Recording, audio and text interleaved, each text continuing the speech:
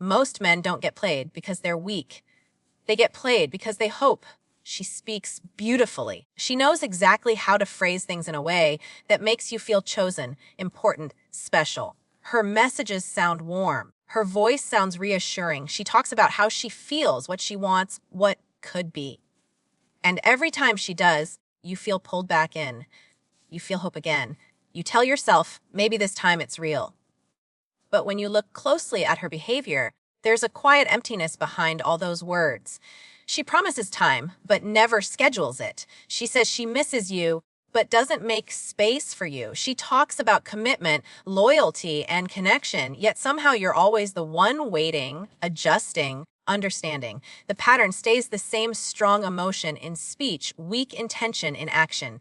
That gap is where men get trapped. Actions require risk, words don't. A woman can say anything without losing control of the situation. She can keep you emotionally invested while staying completely non-committal. And the most dangerous part is that she doesn't have to lie outright. She simply speaks in possibilities instead of realities.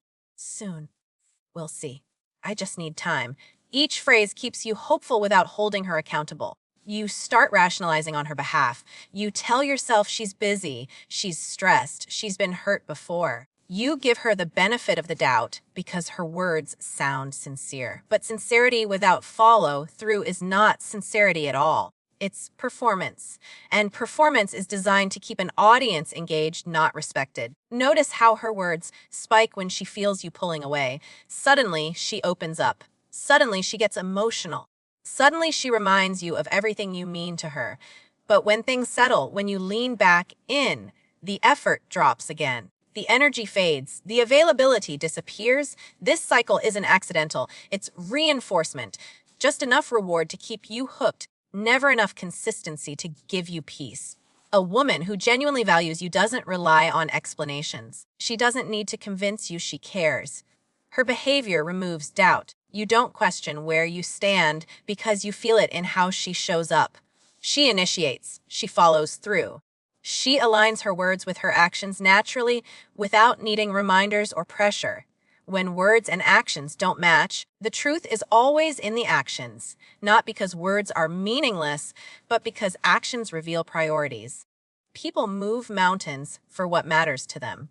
If she truly wanted to be present, she would be. If she truly valued the connection, you wouldn't feel like you're asking for too much just by expecting consistency. This is where many men lose their power. They listen to what she says instead of observing what she does. They debate her intentions instead of measuring her behavior. They wait for words to turn into actions instead of accepting the reality that's already in front of them. Empty actions wrapped in beautiful language are more dangerous than outright rejection. Rejection is honest. Mixed signals are not. Mixed signals keep you investing time, energy, and emotion into something that never fully materializes. And the longer you stay, the harder it becomes to walk away because you're attached not to what is, but to what she keeps describing. If her words are always ahead of her behavior, you're not building something real. You're being managed emotionally. And the moment you stop being impressed by what she says and start respecting what she does, the illusion begins to crack. Pay attention to what happens when you stop giving her your full attention. Not when you confront her, not when you demand clarity, but when you quietly pull back, when your replies slow down, when you stop chasing, stop initiating, stop filling the silence. That's when the pattern reveals itself clearly. Suddenly, she reappears. Messages start coming in. She checks on you. She asks where you've been. The energy that was missing shows up right on cue. To the untrained eye, this looks like attraction waking up. But real attraction doesn't need absence to survive. Only insecurity does. This behavior isn't driven by desire for connection. It's driven by fear of losing control. As long as you were available, predictable, and emotionally invested, there was no urgency. Your attention was guaranteed. But the moment that certainty disappears, her interest spikes, not because she wants you, but because she doesn't want to lose access to what you provide. What you provide might be validation. It might be emotional safety. It might be attention, consistency, or reassurance. Whatever it is, she's grown accustomed to it. And when it's suddenly withdrawn, it creates discomfort. That discomfort pushes her to re-engage just enough to restore balance in her favor. Notice how short-lived this renewed interest often is. Once you respond, once you lean back in, once the dynamic returns to normal, so does her distance. The effort fades again. The enthusiasm drops. The cycle resets. This isn't coincidence, it's conditioning. You're being trained to stay available by the intermittent reward of her attention. This push and pull dynamic is powerful because it mimics excitement. The highs feel intense. The lows feel confusing. Your brain starts associating her presence with relief and her absence with anxiety. Over time, you're no longer chasing connection, you're chasing emotional stability. And that's how control is established without force. A woman who is genuinely interested doesn't play hide and seek with her effort. She doesn't disappear to see if you'll chase. She doesn't need distance to remember your value. Consistency is effortless when interest is real. You don't feel like you have to withdraw to be noticed. You don't feel punished for being available. But when someone only shows up in response to your absence, they're reacting, not choosing. They're responding to loss, not acting from desire, and that distinction matters because once you're present again, the motivation disappears. There's no internal drive to maintain connection, only a temporary urge to regain control. This pattern keeps you stuck in your head. You start strategizing.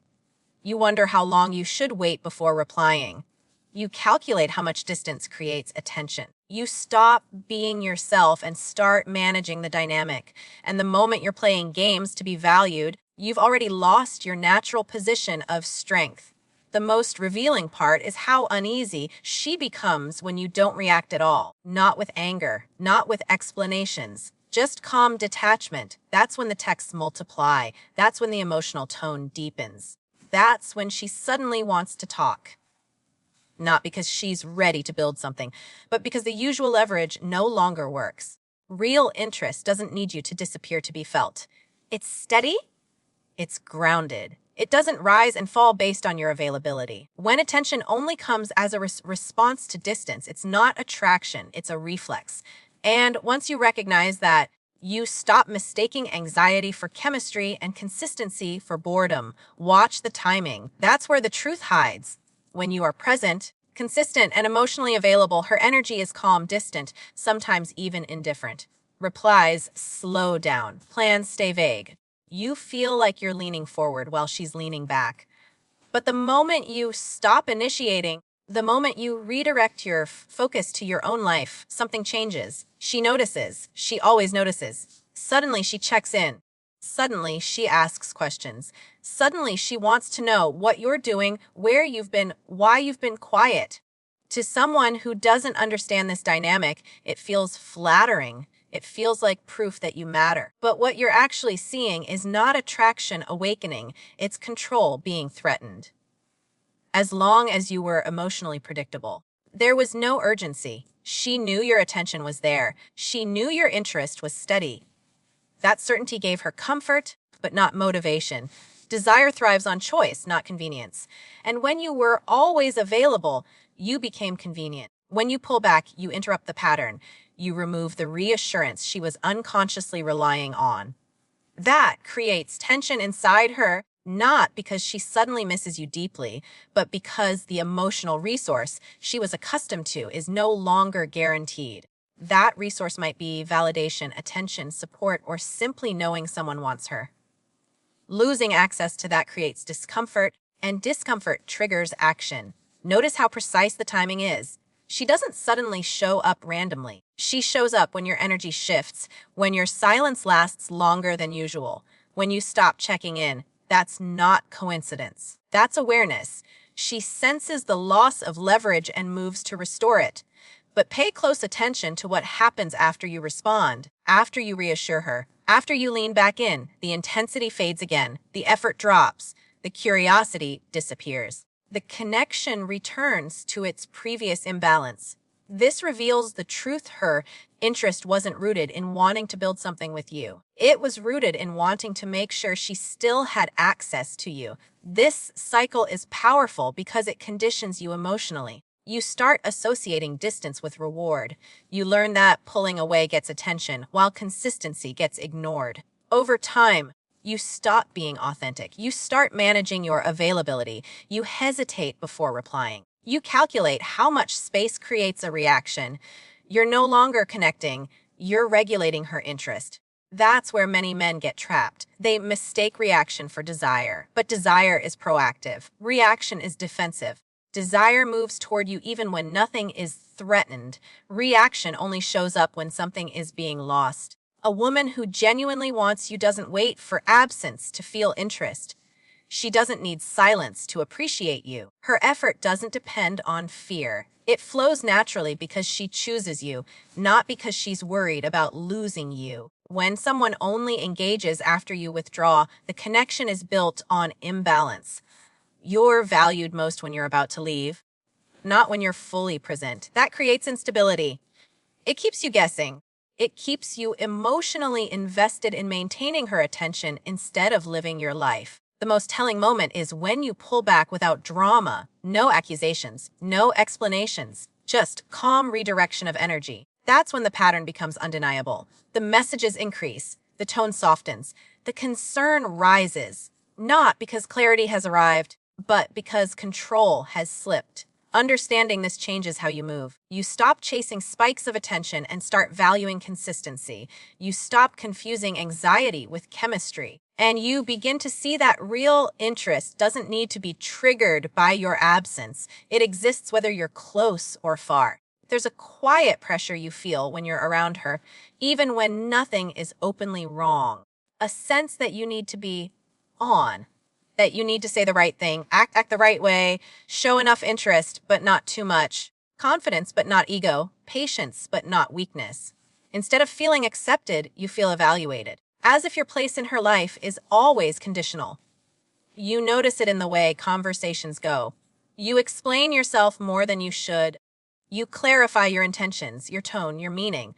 Simple boundaries turn into negotiations. Reasonable expectations feel like requests for permission. Somewhere along the way, you stopped being a man she chose and became a man trying to qualify.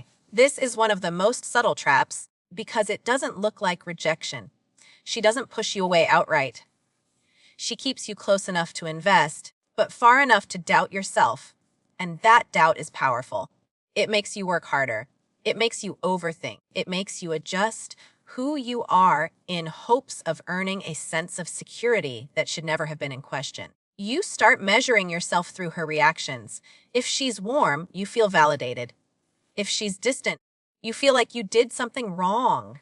Her moods begin to dictate your confidence. You replay conversations in your head, searching for mistakes that explain the shift in her energy. Not because you actually did something wrong, but because the dynamic has trained you to believe your value is always under review. When you're constantly proving yourself, the balance is already broken. Attraction doesn't grow in a courtroom where you're defending your worth. It grows in an environment of mutual choice. But here, the choice feels one-sided. She's deciding, you're waiting. She's observing, you're performing. This dynamic often hides behind standards or tests. She frames her distance as discernment, her inconsistency as caution.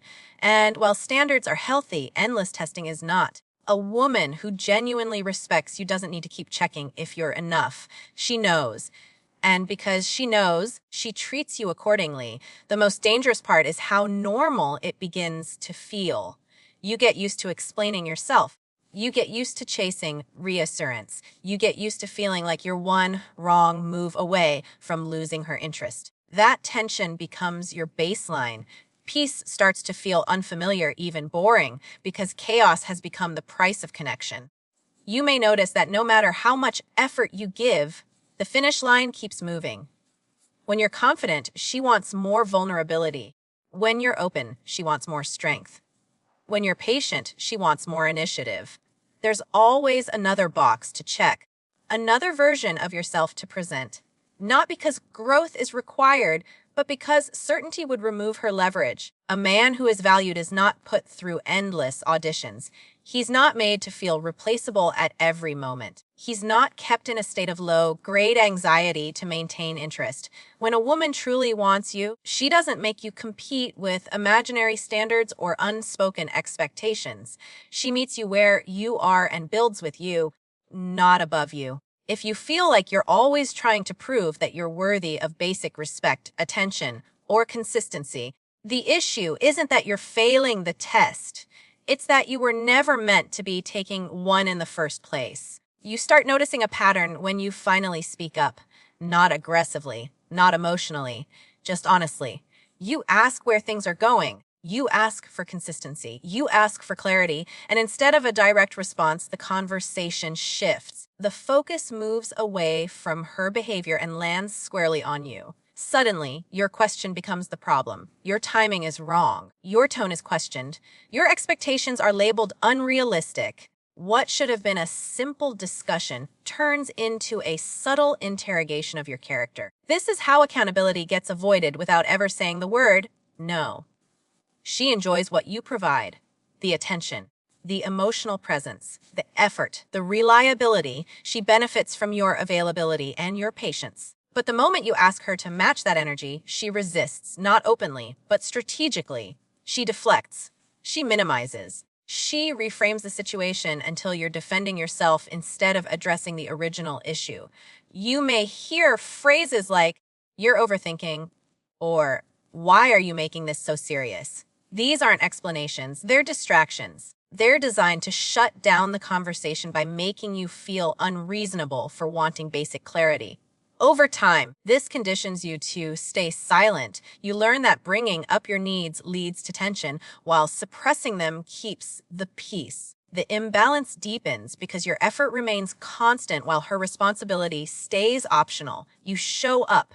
You adjust. You compromise. She receives. She enjoys. She decides when and if she wants to reciprocate. And because you don't want to lose the connection, you accept less than you deserve, convincing yourself that patience will eventually be rewarded. What makes this dynamic so draining is the way it rewrites reality. You begin questioning your instincts. You wonder if you really are asking for too much. You second guess your own standards. The more you explain yourself, the more power you give away, not because you're weak, but because the situation is structured to keep you off balance. Notice how rarely she apologizes in a meaningful way. If she does, it's vague. "I'm sorry you feel that way." Not, "I understand how my actions affected you." One acknowledges emotion without owning behavior. The other requires accountability, and accountability would force a change she's not ready to make. Meanwhile, your effort continues to be welcomed. Your support is appreciated. Your presence is valued as long as it doesn't come with expectations. You're encouraged to give, but discouraged from asking. That's the clearest sign of all. In healthy connections, effort and accountability move together. In unhealthy ones, effort flows in one direction while responsibility evaporates. The moment you step back and reduce your investment, the tone often changes. Concern appears. Confusion is expressed, but it's not about understanding you. It's about losing what you provided. Because as long as you were giving without requiring balance, the arrangement worked in her favor. A relationship where accountability is avoided is not built on connection. It's built on convenience. And convenience only lasts as long as the cost is low. When you begin to value your time, your energy, and your standards, the cracks in that dynamic become impossible to ignore. At the end of the day, being played doesn't mean you were foolish. It means you were sincere in a situation that didn't deserve sincerity. You showed up with honesty, effort, and intention, and there is no shame in that. The mistake only happens when you continue to invest after the patterns are clear. When words don't match actions, when interest only appears after distance, when you feel like you're constantly proving yourself, and when accountability disappears the moment you ask for balance, the message is already being delivered, just not in a way that's comforting to hear. Ignoring that message doesn't change it. It only prolongs the lesson. Clarity is not something you beg for, it's something you observe. And once you see the truth of someone's behavior, your power returns. You stop negotiating your worth. You stop explaining your boundaries. You stop chasing consistency from someone who benefits from your uncertainty. Walking away isn't an act of anger. It's an act of self-respect. It's choosing peace over confusion, stability over emotional games, and dignity over temporary validation. The moment you stop tolerating being played, you create space for something real, something that doesn't require strategy, silence, or sacrifice of self. And the irony is this: the strength to walk away is the same strength that attracts genuine connection. Not because you're trying to prove anything, but because you finally understand that your value was never meant to be debated in the first place.